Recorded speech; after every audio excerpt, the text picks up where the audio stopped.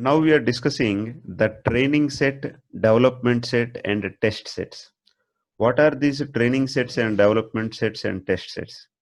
If we have 100 training samples, and for all these training samples, we know what is input X and what is output Y.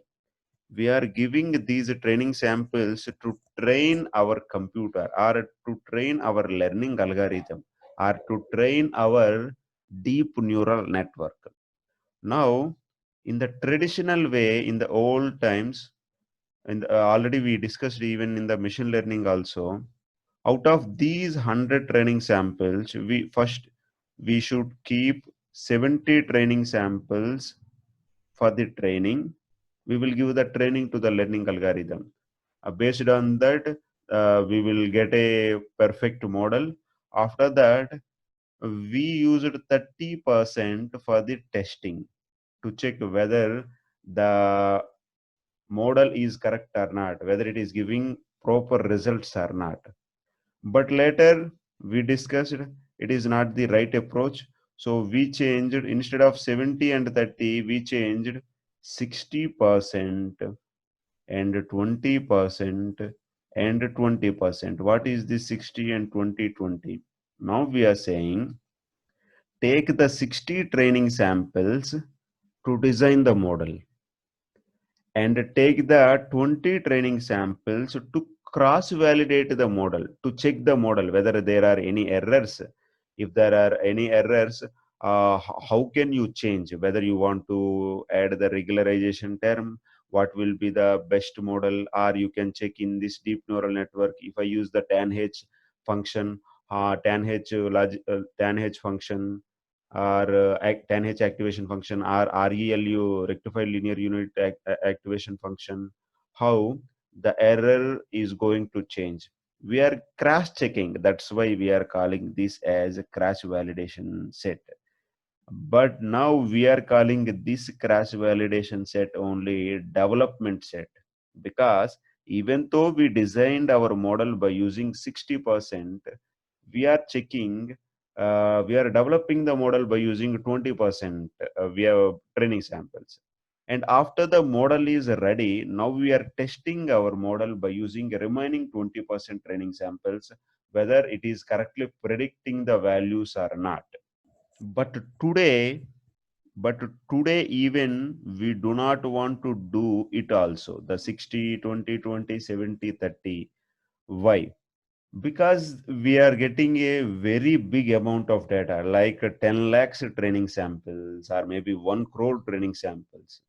In these 1 crore training samples, if you are keeping 20, means in 1 crore 20 lakhs training samples for the crash validation is not a very good option, and 20 lakhs for testing is not very good option, because our original data may lost, or we may not get that much of familiarity to design our model, because we are leaving 20 lakhs training samples. Now we are saying, when we are having the data like 10 lakhs training samples, take only 10,000 training samples for the crash validation or for the development.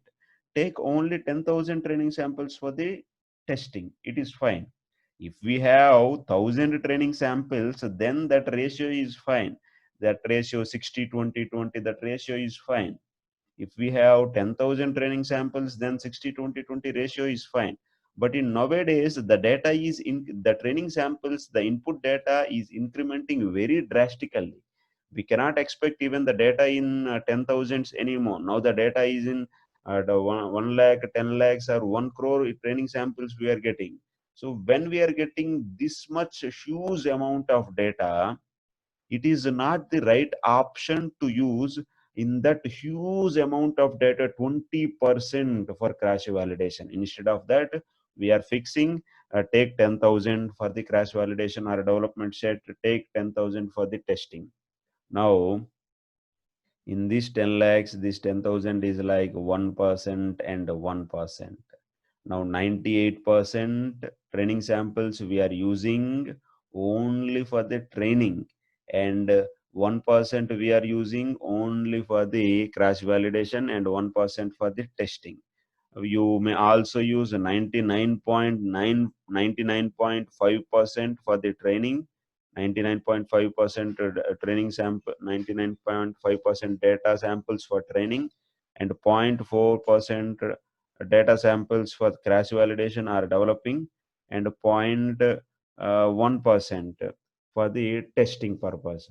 Because in the cross validation set, what we are actually doing, we are checking whether when we are applying these data samples, when we are giving these samples, whether the error is less or not. If the error is less, then there is no need to worry.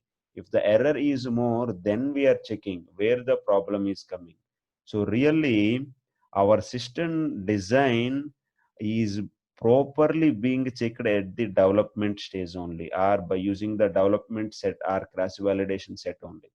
Once we have fixed all the parameters, then in the testing stage, actually we are not doing anything in the testing stage. We are only checking whether we are getting proper results or not. If we are getting the proper, if we are not getting proper results even after the testing stage, then we have to go to the original training samples, and we have to go to the original model. Then we have to do some changes.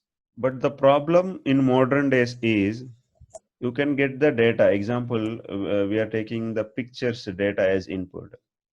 The cat, we want to recognize whether the given image is cat or not. So training set, we may take from the web pages, different web pages, the cat pictures. Some users may upload the pictures, very low resolution pictures, which they are taking by using the cell camera, mobile camera, that too when the light was not proper, and the resolution is very small. So these two pictures are different. One we are getting from the web pages, which are very high resolution pictures, and the second picture sometimes the user may upload from the mobile in the not proper light environment. So now in the development or test stages, if you assume some pictures are from training set, some pictures are from a very high resolutional pictures, and some pictures are very low resolution pictures, then if you use one kind of pictures at the testing time, and if you are using one kind of pictures at the development time, then the problem arises. So we are giving advice, make sure that we should use same kind of distribution of the samples, or same kind of distribution of training samples at the development and test time. Means if we are using very high resolutional pictures at the development time, you use the same high resolutional pictures at test time also. If you are using very low resolutional pictures at the development time, you can use the same low resolutional pictures at the test time. But there is no restriction to the training set, because the training set is a huge data set. We cannot separate which pictures are low resolutional, which pictures are high resolutional, because we want to train our model with any kind of picture. Only we are taking care about the development and test set. Whatever the pictures or whatever the input we are giving, there should not be any mismatch in the development and test set. In the development and test set should contain same distribution of the data. Sometimes you may hear the word that we are not using any test set. Right, that is fine. If we can use only development set, because really in the test set we are not performing any operation, only we are checking. If we are very much confident enough that after the development set our learning algorithm is performing quite excellent manner, it is performing really nice, then there is no need to go for the test set. But it is advisable, if you go through this process, like first training the model, and after the model is ready, we are checking whether there are any loopholes, whether there are any the parameters to be changed by using the crash validation or development set, and then giving to the testing is the very good option always.